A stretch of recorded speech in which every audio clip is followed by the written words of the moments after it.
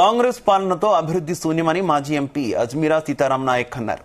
కేంద్ర నిధులతో నిర్మిస్తున్న ఇళ్లను ఇందిరమ్మ ఇళ్లుగా మళ్లీ పేరు మార్చి కాంగ్రెస్ కార్యకర్తలకు కేటాయిస్తున్నారంటూ మండిపడ్డారు. భద్రాద్రి కొత్తగూడెం జిల్లాలో పరిశ్రమల పరంగా ఎంతో బలమైందని, ఇప్పుడు వలసల జిల్లాగా మారిపోయిందన్నారు.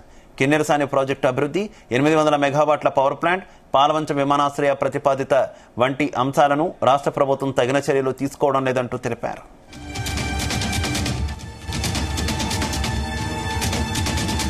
ఏదో లంక బిందెలు ఉన్నాయి, ఆ లంక బిందెలు దొరికితే ఈ రాష్ట్రాన్ని బంగారు రాష్ట్రంగా మార్చేస్తానని వాగ్దానాలు చేసి ఇప్పుడేమో అబాస్ పాలవుతా ఉన్నారు. మరి ఉన్నటువంటి ఎంపీలు మీరు ఇక్కడ అనేక సమస్యలు ఉన్నాయి. ఇది మణిమాణియాలు కలిగినటువంటి ఒక ఆదివాసీ జిల్లా. ఇది ఇక్కడ ఉండేటువంటి వాటిలో మీకు అందరికీ తెలుసు అనేక వనరులు ఉన్నాయి. దీన్ని ఉపయోగించుకోలేకపోతున్నారు. కారణం ఏందో అర్థం కావడం లేదు. ఇక్కడ ఉండేటువంటి ఒక పాత ప్లాంట్, అది 800 మెగావాట్లు ఉన్నటువంటి ప్లాంట్ లో ఈ ప్రాంతం ఎంత వెలిగిందో నాకు కూడా గుర్తు.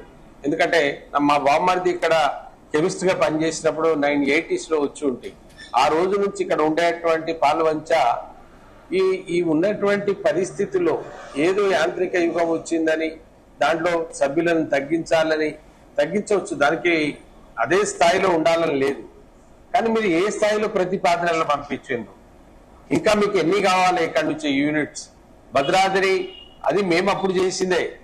నేను ఎంపీగా ఉన్నప్పుడు దాని మీద పర్యావరణానికి సంబంధించినటువంటి క్లియరెన్స్ ఇప్పించిన దాంట్లో నేను మొదటి పాత్ర పోషించిన, అది చాలా మందికి తెలుసు. మీరు ఏం ప్రతిపాదనలు పంపిస్తున్నారు? తెలంగాణలో ఒక ఆదివాసీ జిల్లాగా ఏర్పడినటువంటి ఉమ్మడి వరంగల్ జిల్లా కొత్తగూడానికి మీరు ఏమి ఇస్తున్నారు? మీరు ఉన్నారు, శ్రీనివాస్ రెడ్డి గారు ఉన్నారు, అప్పుడు నేనైన ఇద్దరం ఎంపీలుగా ఉన్నాం. ఆ రోజున ఆ కేసీఆర్ గారికి ఏం చెప్పినా చెప్పేదనేది ఉండదు. ఆయన చెప్పింది మనం చేయాలి. అంటే ఒకటే, ఒక స్వతంత్ర, ఒక స్వేచ్ఛ లేనటువంటి అక్కడ ఎమ్మెల్యేలు ఎంపీలుగా ఏం మాట్లాడకూడదు ఆయన ముందు. అయినా నేను ముందుపడి కొన్ని విషయాలు నేను చేయగలిగిన. మీరు వాటి ఆ ప్రతిపాదనలు ఏమైంది? ఎయిర్పోర్ట్ ఎన్ని రోజులు చేస్తారు? కొత్తగూడానికి ఎయిర్పోర్ట్ రావడం, ఎన్ని ఎయిర్పోర్ట్లు వచ్చినాయి ఇప్పుడు మోడీ గారి ప్రభుత్వం వచ్చినాక బీజేపీలో ఎన్ని వచ్చినాయి?